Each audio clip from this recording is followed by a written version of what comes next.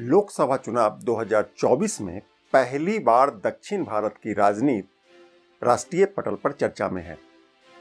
आलम यह है कि उत्तर भारत के लोग भी इस बार दक्षिण भारत की राजनीति में दिलचस्पी लेने लगे हैं। ऐसा नहीं है कि इससे पहले दक्षिण भारत को लेकर कोई चर्चा नहीं हुआ या किसी ने कोई समीक्षा नहीं की, ऐसा बिल्कुल नहीं है। पर जो बात इस बार दक्षिण भारत को प्रमुखता दे रही है वह है बीजेपी की दक्षिण को लेकर सक्रियता। दरअसल बीजेपी ने अपने आधार वोट को लेकर दक्षिण में जिस तेजी के साथ अपनी सक्रियता बढ़ाई है, इसकी वजह से दक्षिण भारत की राजनीति अचानक से राष्ट्रीय पटल पर आ गई है।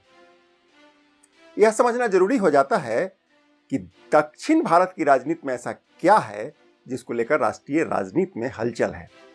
इस वीडियो में आज दक्षिण भारत के बनते बिगड़ते समीकरण और संभावनाओं को समझने की कोशिश करेंगे। दक्षिण भारत की राजनीति में बीजेपी के लिए कितना स्पेस मुमकिन हो सकता है, कांग्रेस, वामपंथ और दक्षिण के क्षेत्रीय दलों की वहां वर्तमान की राजनीति में दिशा और दशा की पड़ताल के साथ यह वीडियो विश्लेषण दिलचस्प होने वाला है।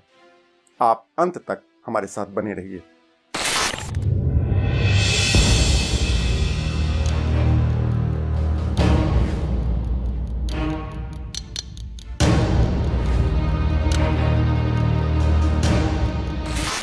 नमस्कार, मैं हूं कौशलेंद्र झा और आप देख रहे हैं केकेएन लाइव। खबरों की खबर और लीक से हटकर खबर के इस सेगमेंट में आज हम दक्षिण भारत के पॉलिटिकल सिनेरियो को समझने की कोशिश करेंगे। दक्षिण में जिन राज्यों पर बीजेपी का सर्वाधिक फोकस है उनमें तमिलनाडु, कर्नाटक, आंध्र प्रदेश, तेलंगाना और केरल शामिल है। दक्षिण के इन राज्यों में अपनी पैठ बनाने के लिए बीजेपी ने एड़ी चोटी का जोर लगा दिया है। प्रधानमंत्री नरेंद्र मोदी ने स्वयं प्रचार का कमान अपने हाथों में लिया हुआ है। प्रधानमंत्री खुद कितने गंभीर हैं इसका अंदाजा आप इस बात से लगा सकते हैं कि इस साल के शुरुआती 80 रोज में से 23 रोज प्रधानमंत्री नरेंद्र मोदी ने दक्षिण भारत में बिताया है। सेंगोल से लेकर तमिल संगम तक प्रधानमंत्री नरेंद्र मोदी ने दक्षिण फतह करने की कोई कसर बाकी नहीं छोड़ी है। आप समझ सकते हैं कि बीजेपी ने दक्षिण भारत की राजनीति को कितना गंभीरता से लिया है। लिहाजा इस राजनीति को बारीक से समझना होगा। यह बहुत जरूरी हो गया है इस लोकसभा चुनाव को समझने के लिए। ऐतिहासिक तथ्य, वेबसाइट और मीडिया रिपोर्ट के हवाले से मैंने दक्षिण भारत की राजनीति को समझने की कोशिश की है।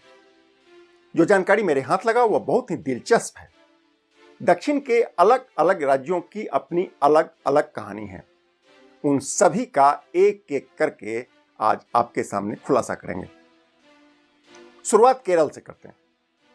केरल में लोकसभा की कुल 20 सीट है। देश की सियासत में केरल की ये 20 सीट किसी का भी खेल बिगाड़ने का मादा रखती है।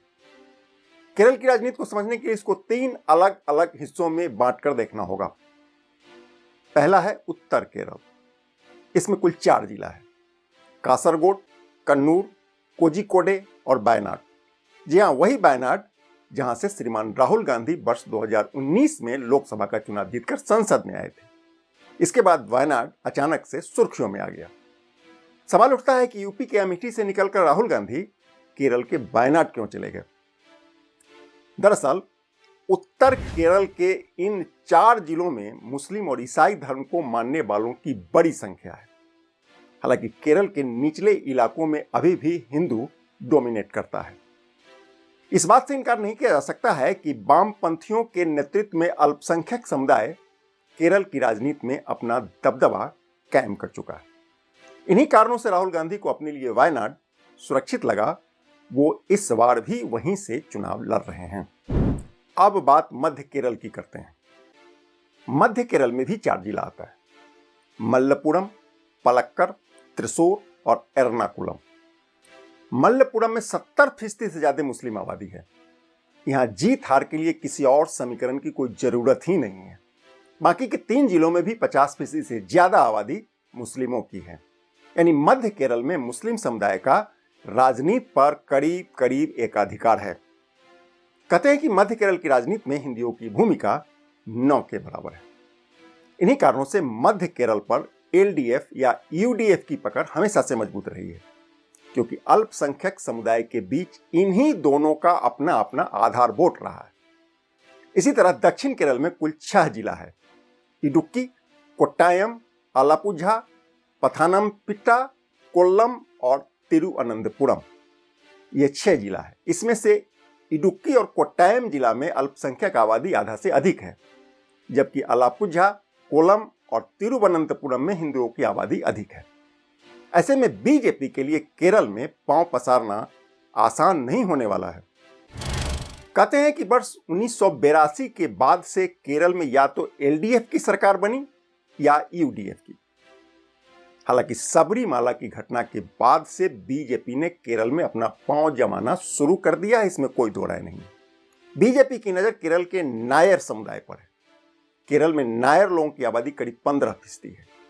इसके अतिरिक्त इज़्बा समुदाय के लोगों पर भी बीजेपी का असर देखा जा रहा है। इनकी आबादी करीब 28% है। हालांकि वर्तमान सीएम के बिजियन इसी समुदाय से आते हैं। ऐसे में इस समुदाय के लोग बीजेपी का कितना साथ देंगे, यह अभी देखने वाली बात होगी। आप अभी तक इतना तो समझ ही गए होंगे कि केरल की राजनीति में अल्पसंख्यक समुदाय का जबरदस्त बोलबाला है। ऐसे में सवाल उठता है कि केरल को लेकर बीजेपी में इतना उत्साह क्यों है।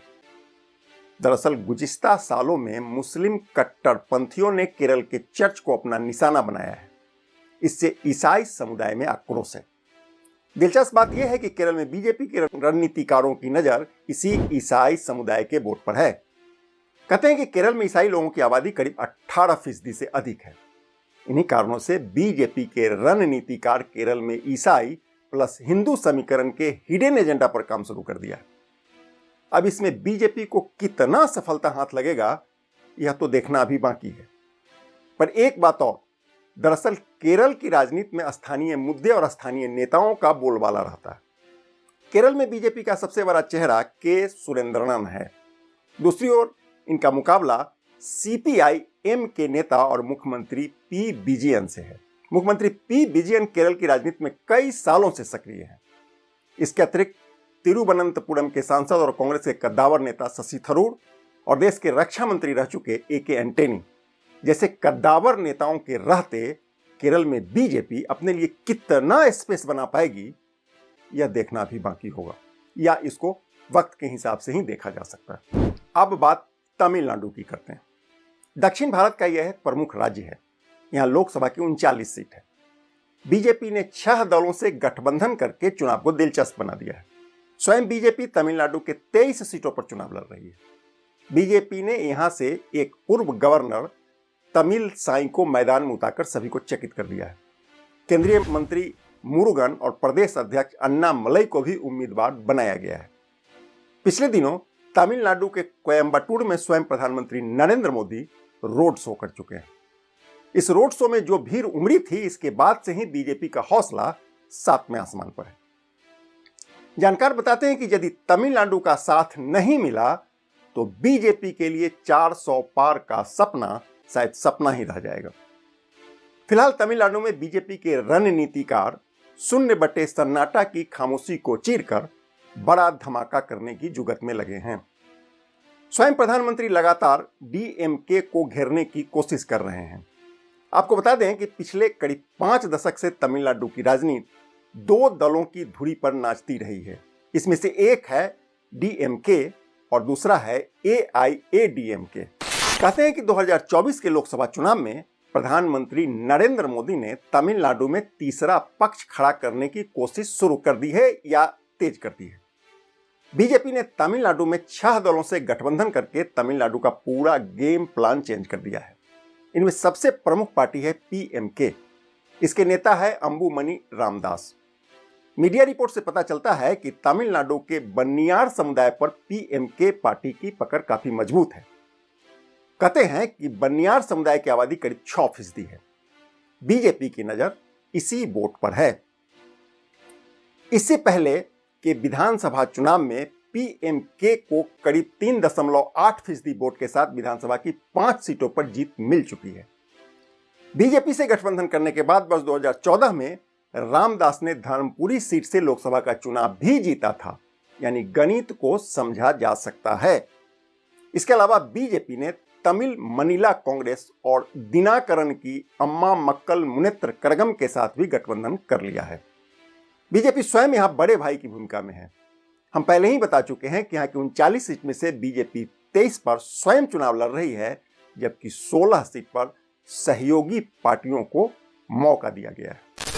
शायद आपको याद होगा, वर्ष 2014 में 5.5% वोट के साथ बीजेपी ने तमिलनाडु में एक सीट जीती थी, जबकि 2019 में बीजेपी को तमिलनाडु में एक भी सीट नहीं मिला। हालांकि 3.66% वोट लेने में बीजेपी तब भी कामयाब हुई थी, पर सीट नहीं जीत पाई। जानकार बताते हैं कि वर्ष 2024 के लोकसभा चुनाव में बीजेपी की तमिलनाडु से उम्मीदें जुड़ी है। कहते हैं कि सबसे पुरानी भाषा और संस्कृति वाले तमिल समाज का दिल जीतने के लिए पीएम मोदी ने एड़ी चोटी का जोर लगा दिया है। पिछले 5 साल में प्रधानमंत्री नरेंद्र मोदी लगातार तमिलनाडु आते रहे हैं। तमिल और काशी के सांस्कृतिक संबंधों पर उन्होंने खूब जोर दिया है। बीजेपी के प्रदेश अध्यक्ष अन्नामलई अपने आक्रामक तेवर के कारण तमिलनाडु के जनप्रिय नेता बनने की पुरजोर कोशिश में लगे हैं। जनसभा में खूब भीड़ जुटा रहे हैं, पर इसका बीजेपी को कितना लाभ मिलेगा, यह अभी धुंधलके से बाहर आना बाकी है। कहते हैं कि जयललिता के निधन के बाद एआईएडीएमके बेशक कमजोर हुई है। पिछले साल बीजेपी से गठबंधन टूटने के बाद उसके कई नेता बीजेपी में शामिल भी हो चुके हैं। अब बीजेपी को इसका कितना लाभ मिलेगा, यह देखना दिलचस्प होगा। अब बात कर्नाटक की करते हैं। दक्षिण भारत में कर्नाटक एक ऐसा राज्य है जहां बीजेपी की सरकार रह चुकी है।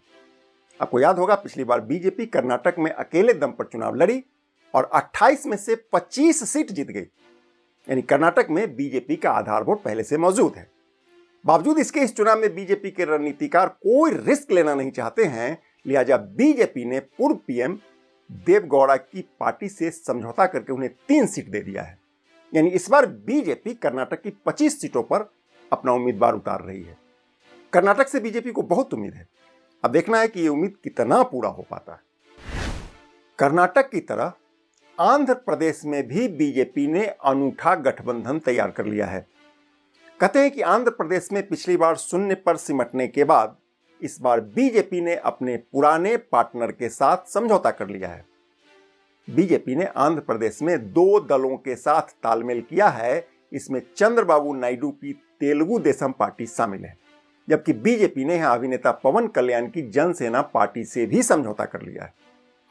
अब जरा गौर करिए, एक ओर विपक्ष का इंडिया गठबंधन है, विवादित बयान, ईवीएम और ईडी आदि में लगी है। दूसरी ओर आंध्र प्रदेश जैसे दक्षिण के राज्यों को फतह करने के लिए प्रधानमंत्री नरेंद्र मोदी ने तिकड़ी बनाकर राजनीति की दिशा को बदलने की कोशिश शुरू कर दी है। यह बड़ी लकीर है, यकीनन बड़ी लकीर है। कहते हैं कि समय रहते विपक्ष को मोदी की व्यूह रचना समझ नहीं आया तो चुनाव का पासा पलटते देर नहीं लगेगा। बहरहाल आंध्र प्रदेश की तिकड़ी चुनाव में क्या कमाल करेगी, यह तो वक्त बताएगा। टीडीपी के साथ बीजेपी का जो गठबंधन हुआ है उसमें लोकसभा की कुल 25 सीटों में 17 पर टीडीपी, 6 पर बीजेपी और 2 सीट जनसेना पार्टी के खाते में गई है। आपको बता दें कि वहां विधानसभा के चुनाव में भी साथ साथ हो रहे हैं, लिहाजा विधानसभा के साथ हुए गठबंधन के तहत टीडीपी 144, बीजेपी 10 और जनसेना 21 सीटों पर चुनाव लड़ रही है। यानी तमिलनाडु में बड़े भाई की भूमिका निभाने वाली बीजेपी आंध्र प्रदेश में मझले भाई की भूमिका में आ चुकी है। आंध्र प्रदेश में जगनमोहन रेड्डी की पार्टी वाईएसआरसीपी और कांग्रेस एनडीए के सामने मजबूत चुनौती बनकर खड़ी, यानी लड़ाई त्रिकोणीय होने के आसार हैं। हालांकि कांग्रेस का अब आंध्र प्रदेश में बहुत बड़ा जनाधार बचा हुआ नहीं है। मुख्यमंत्री जगनमोहन रेड्डी की बहन पर सभी की नजर है। अब वह कितना कमाल कर पाती है देखना अभी बाकी है। दूसरी तरफ स्वयं जगनमोहन रेड्डी को यकीन है कि इस चुनाव में फिर से उनका ही सिक्का चलेगा। आंध्र प्रदेश से कटकर बनी तेलंगाना में बीजेपी अकेले चुनाव लड़ रही है। पिछली बार बीजेपी को 17 में से 4 सीट मिली थी। बीजेपी का दावा है कि इस बार वह डबल डिजिट में होगी। हालांकि यहां 2 और अहम गठबंधन मैदान में हैं। ऐसे में परिणाम आने तक सभी की नजर दक्षिण के राज्यों पर लगी रहेगी। हम भी नजर बनाए रखेंगे।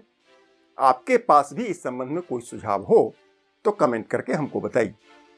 हम मिलते हैं अगली वीडियो में, तब तक के लिए नमस्कार।